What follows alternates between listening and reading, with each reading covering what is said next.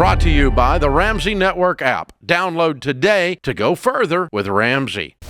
In a nutshell, our issue is that our home is more expensive than we probably should have gotten. We are living paycheck to paycheck, and quite often the paycheck doesn't even cover for 2 weeks, so we are bleeding from our minimal savings and paying for the things with our credit card and only paying the minimum to get How that much down, is your so house it's not payment going on? anywhere. It is $2,090 a month. And what's your take-home pay? Take-home pay is about 65 to 70. 55. Sorry, no, that's not take-home. That's total. Your take-home pay in a month. Sorry, take-home pay in a month is $4,200. Oh, yeah. You have to sell the house, John.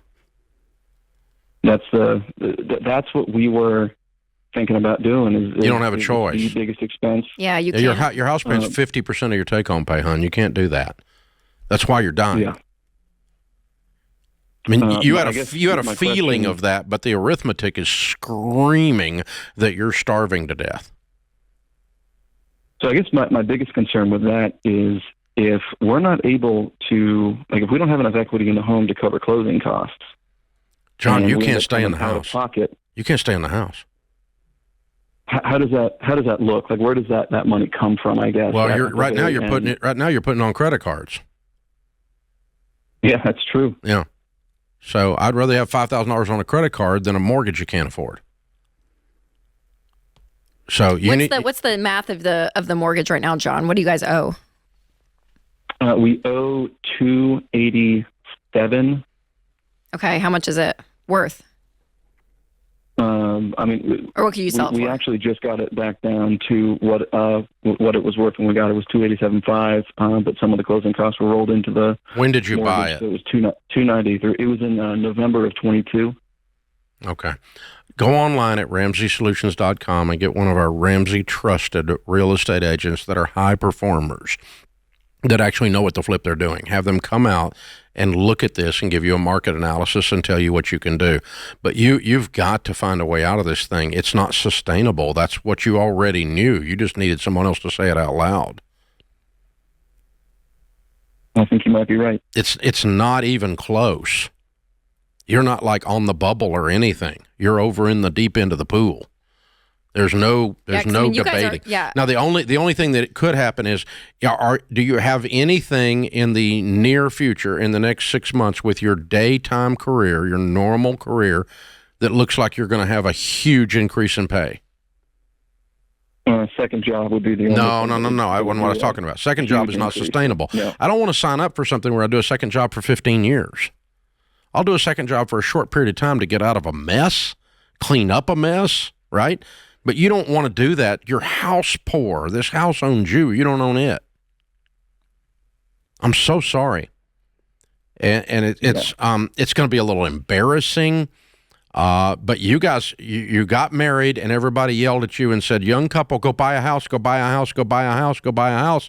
And then we went and found a house we liked, and the idiots at the mortgage company just signed your butt up and they put you in a crack, didn't they? Feels that way. Yeah. Yeah. Do you guys have kids, John? Well, that's one of the other things that's costing is we kind of had one that we weren't exactly expecting. Very thankful for. Sure. But we were not expecting. Yeah. Is your wife expecting, or do you guys already do you have the baby? Oh, no, she's been around for a little while. Oh, okay. Good, okay. Good. How long you guys been married? Since 2015, it's almost 10 years. Yeah. Okay. So you're like 30 years old? 35. Yeah. Okay. Well, let me tell you a couple things, all right? When I was 28, I went broke and lost everything, and I was in a much more severe situation than you're in, but it taught me some things about situations with stress in this. The number one cause of divorce in North America today is money fights and money problems and money stress. And you got that. So your wife is afraid, and she may not want to leave this house, and you're confused and feel like you did something really dumb, and maybe you took a hit in your confidence in that. That would be normal, those things.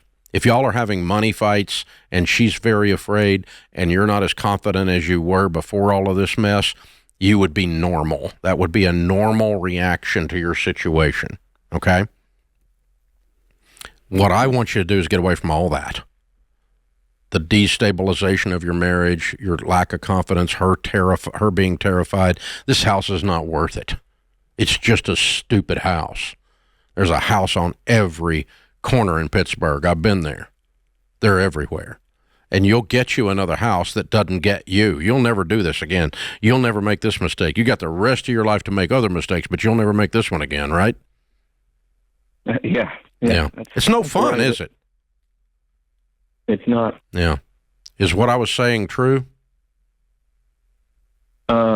Everything except for my wife. She's totally on board with getting rid of this place. Okay. Yeah. She's like, I want out. Yeah. Well, it's not fun for her. And the interesting thing, John, is, we have a phrase called financial peace. It's one of the books that Dave wrote. But that is it is what we want for people is peace. We want peace. And just like you said, Dave, like, it's a house. It's a house. And it's not worth the stress and the anxiety and any level of status of home ownership or like whatever the play is for you. It's not worth it. Your peace is worth so much more than stuff. Yeah. And that's true for cars or anything, but it feels magnified because a house, it is big. I mean, it's a $300,000, idea, and it's where your family lives. There's emotional attachment to, like all of it. But get rid of it and go rent somewhere and just breathe for 2 to 3 years and just save some money and get a down payment and then buy something else based on your income at that time. And you don't take out, folks, more than a house payment, more than a fourth of your take-home pay, not half your take-home pay. And just because the idiots at the mortgage company will give you the loan does not mean it's a good idea. They will ruin you if you let them. And they'll pinch you if you let them. And they'll make your life miserable if you let them. They don't care. They don't have a soul. This is The Ramsey Show. Brought to you by the Ramsey Network app. Download today to go further with Ramsey.